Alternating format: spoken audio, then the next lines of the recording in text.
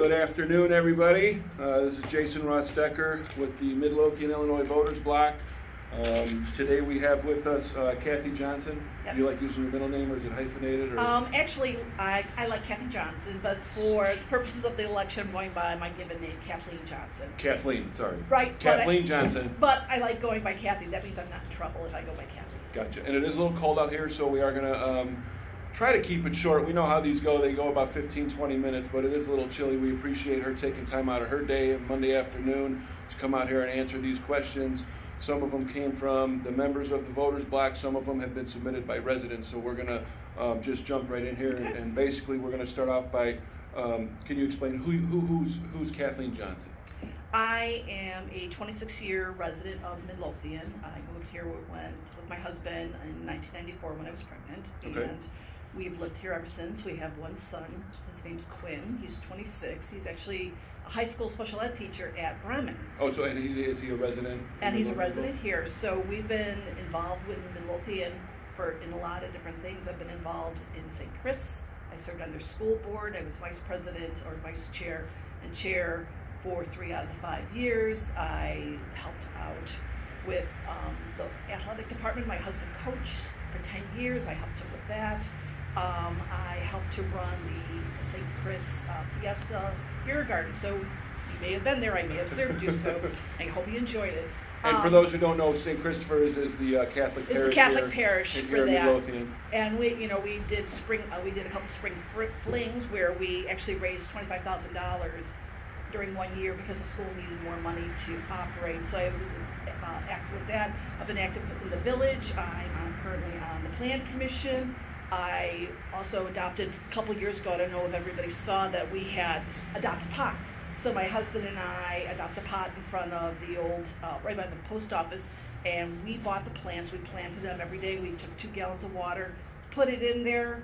So we wanted to improve the look of Midlothian, and I see that they have nice boxes now, but I was happy to do that. We've participated in the August Nights Out Day. My husband actually was the dog, Big Ruff. Okay. So he was there, and I walked him around and met the kids and things like that. So we've been very active in our community because we think it's a great place to raise a family.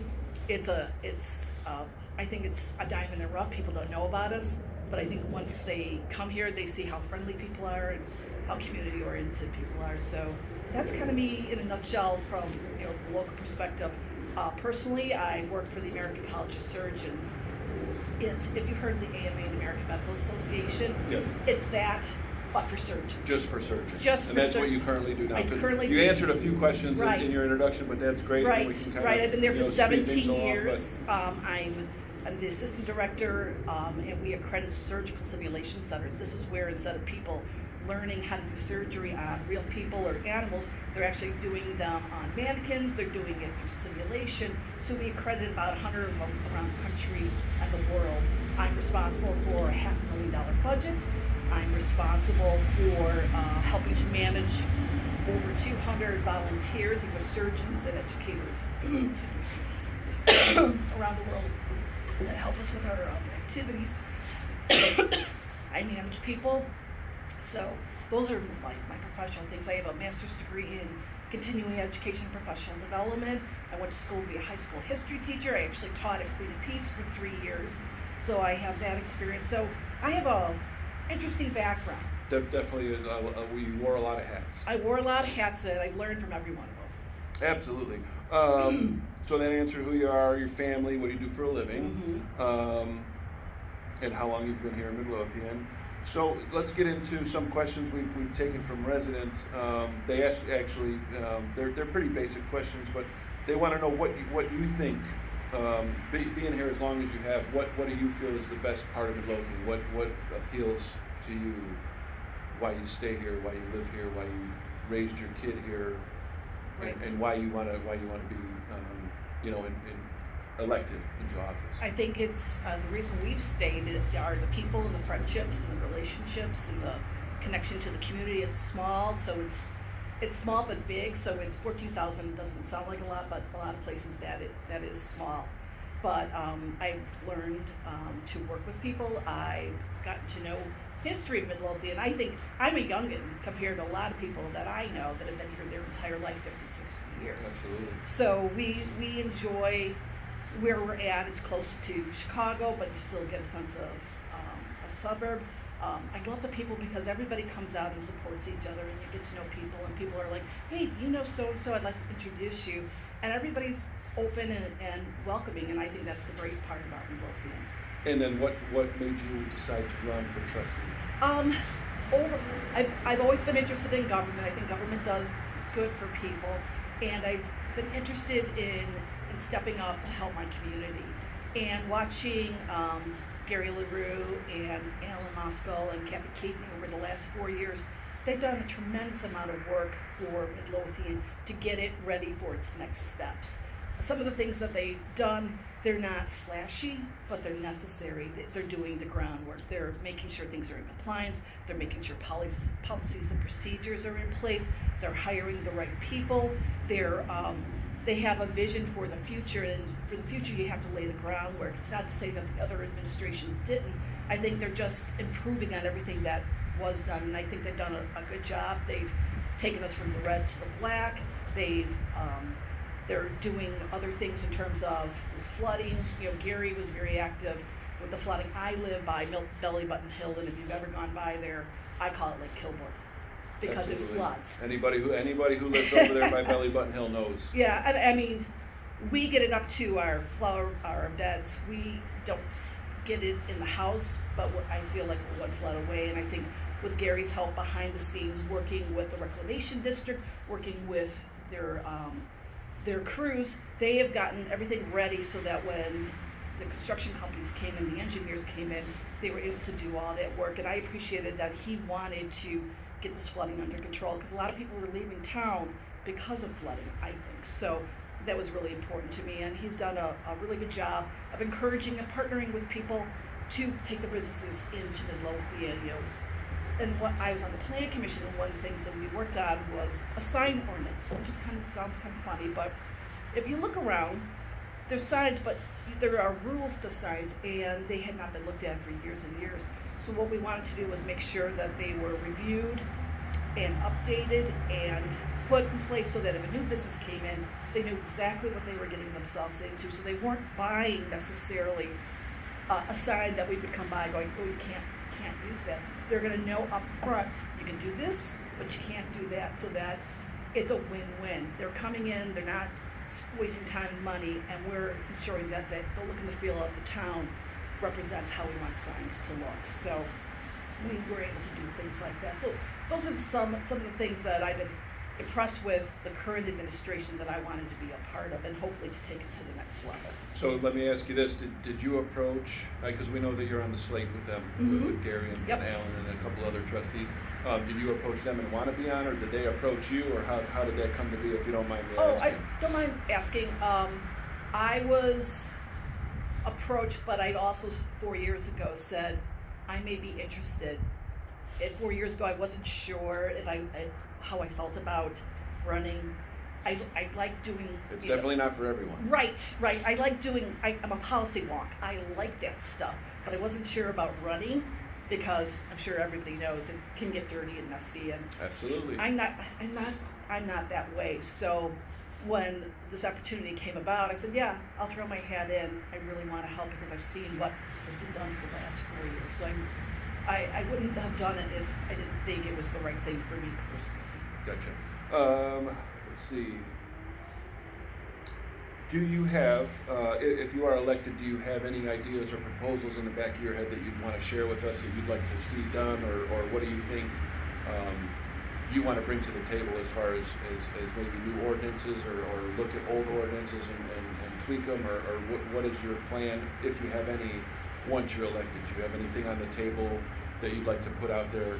Currently, I don't have anything on the table. I'd love for us to really concentrate on improving 147th and Pulaski, because that's kind of our downtown area. Beautification? The beautification, businesses inside. I know that we have a TIF over on Cicero Avenue, And my understanding is there may be a TIF coming in here, so if a TIF comes in, and for those that don't know, a TIF helps to raise money that don't cost the taxpayers anything to help improve buildings or to help improve businesses that want to come in. We may be able to offer them things. So I think this TIF will be a great idea to improve from Cicero all the way down to Kedzie. And so I'm interested in to see how that's going to come about for that.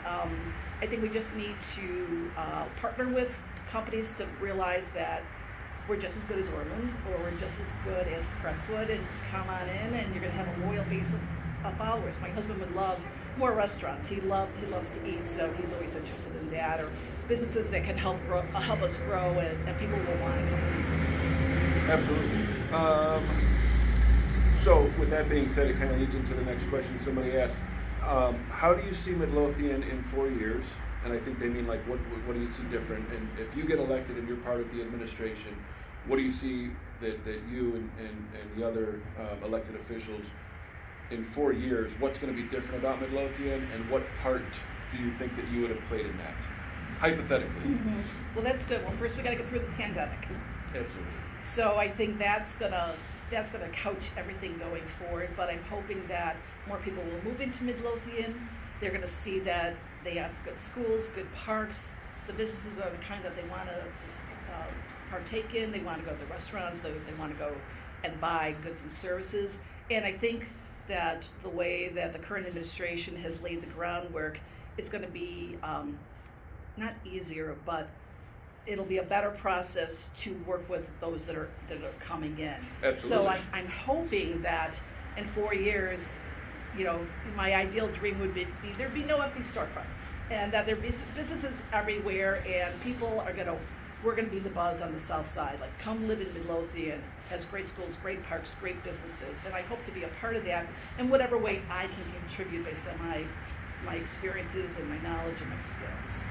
And as you said earlier, your connections, you've made a lot of connections here with people and residents, which is huge. And that's, again, why we do these interviews. That's why Midlothian Voters Bloc exists, is to bring awareness to these candidates and get people more involved, and to reach out and bring concerns to elected officials, and to hold you guys accountable as well. Sure. You know, if you're elected, you have to be accountable. You have to be held accountable. And I think that's important, that you need to communicate. And I'm open to listening to anything. I'm an independent thinker. I'm a critical thinker. And if I have to tell someone no, I'm going to tell them why.